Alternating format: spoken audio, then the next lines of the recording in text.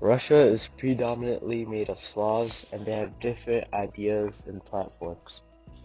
Russia, formerly the USSR, which was once a communist state, had atheistic ideas and was generally against religion as a communist regime is.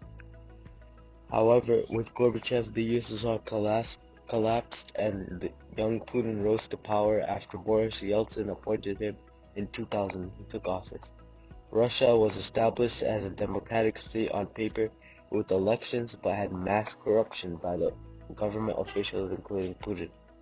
Russia was however still not atheist. Now it was under Orthodox Church due to politics and other factors. Russia has 45% of its citizens that identify as Orthodox Christian. The rest are non-religious, Roman Catholic, Jews, Muslims, and Protestants, and they are represented in very small percentages. Another cleavage that, other than religion in Russia, is politics and government rule. Russia was ruled by authoritarian rulers, Tsars, Ivan the Terrible, etc., typically comparing it to its previous shape where there was mass poverty, corruption, and uneven development. The people of Russia were used to authoritarianism rulers and Putin took advantage of this and was in power since 2000, although his power was supposed to end after his term. Two major parties in Russia are United Russia and the Communist Party of Russian Federation, CPRF. These parties have different ideologies and platforms. Platforms, ideas, changes, spectrum. The biggest party in Russia, United Russia, is a right-wing party that wants conservatism and Russian nationalism. And way more right to that is a Liberal Democratic Party of Russia, which calls for Russia ultra-nationalism, imperialism, and mixed economy, and all the way in the far left is the Communist Party of Russia that calls for communism, Marxism, and Leninism, the rule of the USSR. And the United Russia supports right and conservative ideas, stands for strengthening the country's sovereignty, increasing its defense capabilities, advancing the patriotic education of young people, enhancing investment, introducing innovative technologies, developing democracy and civil society institutions.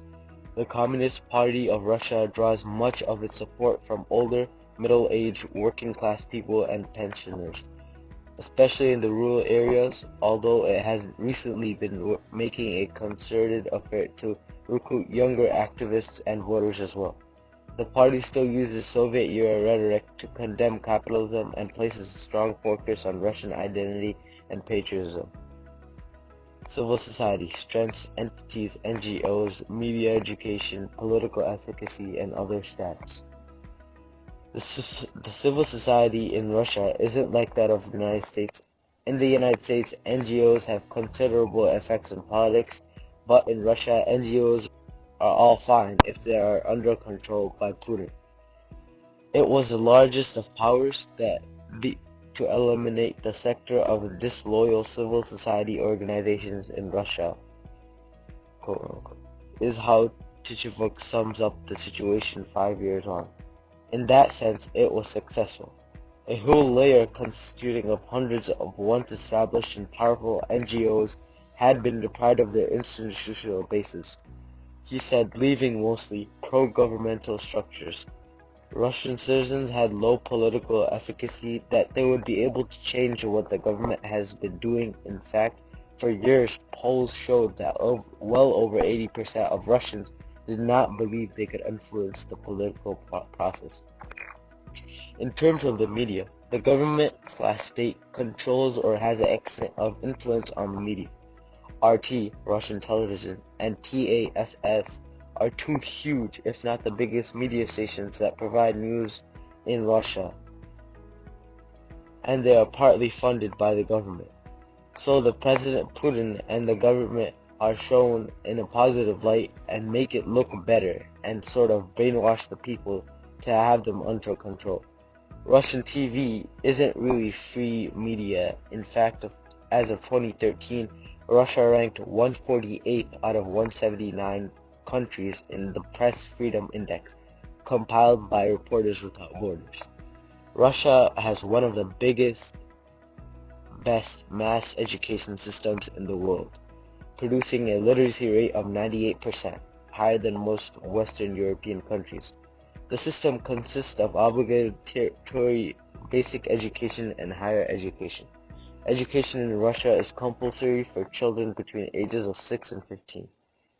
Breakdown of people, ethnicities, religion, etc. How does this impact the country?